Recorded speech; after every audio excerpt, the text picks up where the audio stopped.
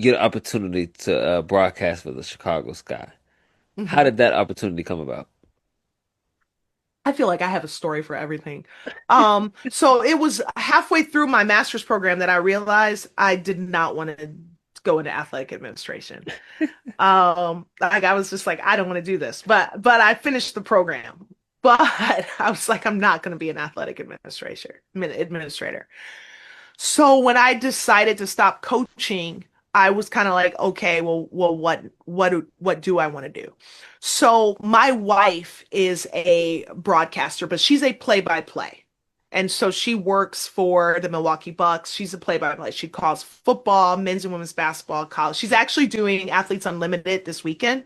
She's in Nashville right now, calling games right now. I think she actually has a game that's getting ready to start here in about 30 minutes. But I would sit on the couch with her and we'd just be watching sports, and then I would say something, and then like 30 seconds later the analyst would say it, Right. and I would say, I told you, and then so then one time she said, well, since you know so much, why don't you do it?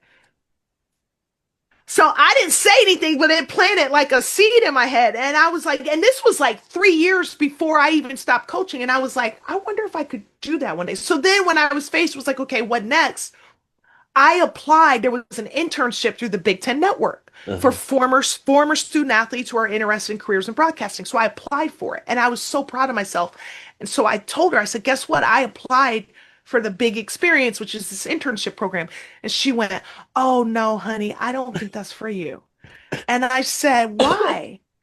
And she said, it's for student athletes like who just graduated.